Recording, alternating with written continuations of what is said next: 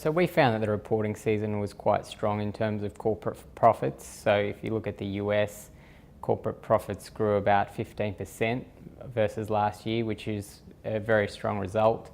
We look at a lot of different sectors, and most of them delivered at least in line or better than expected profits. So financials grew quite well, and we saw banks like Bank of America growing their loan books at about 6%, revenue growth above 7%.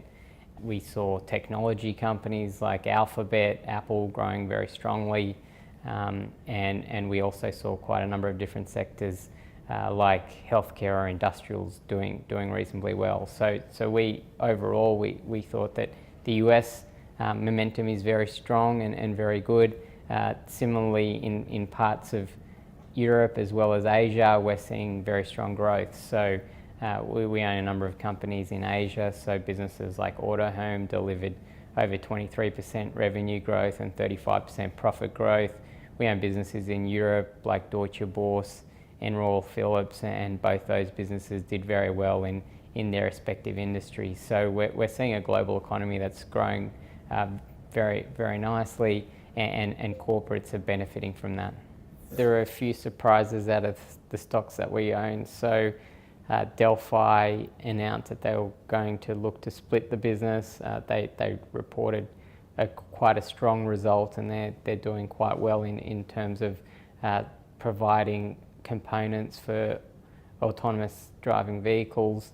They're also a leader in quite a number of different areas of auto parts for safety, for instance. So that was a surprise that they're looking to split the business. Also, some businesses that we've been buying into against the market, where the market's been concerned about trends, for instance, in the healthcare space. We were pleasantly surprised to see McKesson report a good result. The market's been worried about price deflation in branded drugs as well as generics, but the deflation in generics doesn't seem to be getting any worse, and we're still seeing a healthy amount of price inflation in branded drugs, and the business is doing quite well in terms of cost management. So there were some pleasant surprises in terms of results out of some of the companies that we own.